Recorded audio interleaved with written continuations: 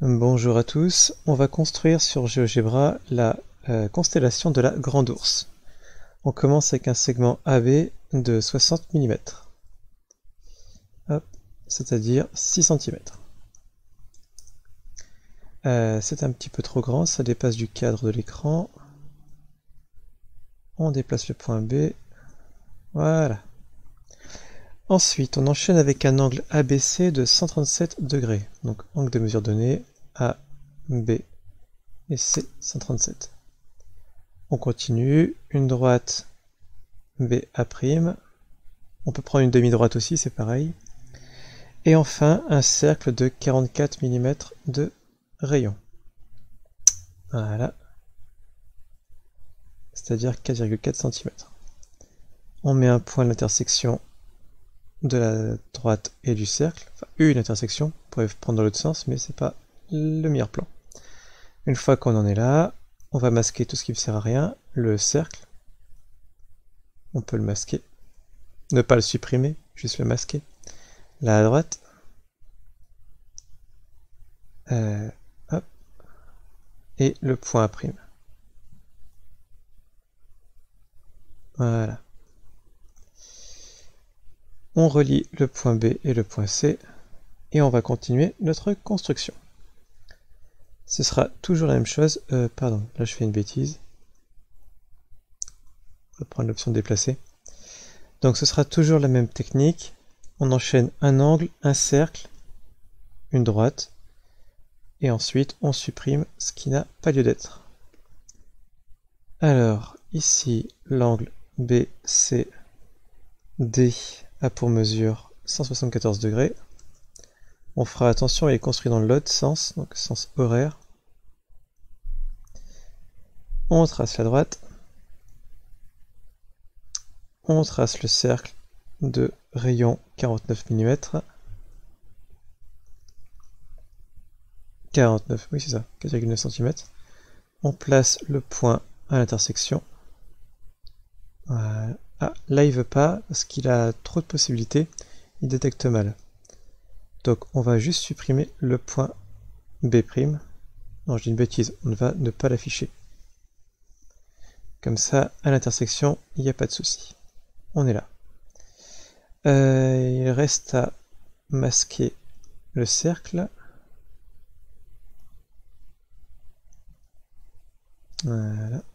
Masquer à droite. Et relier le segment C et D.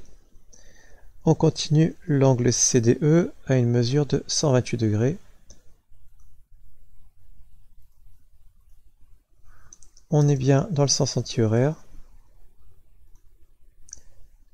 On construit la droite. Le cercle ensuite. Cette fois, il a un rayon DE de 41 mm.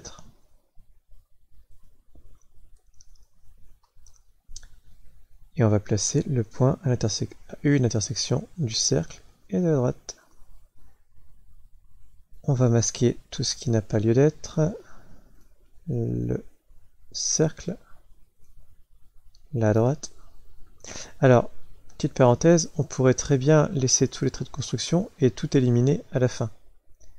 Mais sur un petit écran comme ça surcharge très vite l'affichage et ça devient très vite illisible. Ah zut, reviens là. Je me suis trompé, c'est le point C que je masquais. Pas le point C, le point C'. Voilà, je parle et du coup je rate mon point. DE, on relie. On va descendre un peu la figure. Alors ensuite, l'angle DEF, 106 degrés. Angle de mesure de données, DE et F. Voilà. On fait attention, on est de l'autre côté, sens horaire. La droite, ED'. Aucun jeu de mots intéressant là-dessus. Le cercle de centre E et de rayon EF, 68 mm, 6,8. On place un point à l'intersection. Ah, une intersection. Décidément, ce tic de langage, c'est pas terrible. Et enfin, on masque le cercle. On masque le point D'.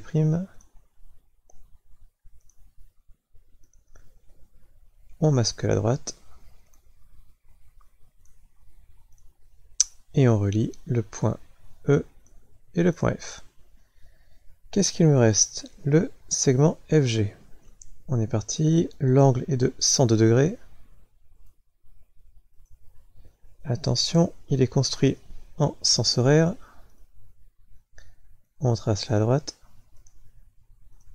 On trace le cercle. C'est toujours la même technique. Alors, FG, un rayon, enfin le cercle de centre F est de rayon FG 4,9 cm. Ensuite, point d'intersection, on va masquer tout ce qui est inutile, devenu inutile, le point E', le cercle, et bah la droite aussi tant qu'on y est. On relie les points G et F, et pour conclure la figure, on relie le point G et le point D. Voilà. Hop. Alors, est-ce qu'elle est jolie ma figure? Eh bien oui, ça va, elle est construite correctement. Alors, on peut améliorer un petit peu le dessin, en écartant un peu les angles pour voir correctement les mesures.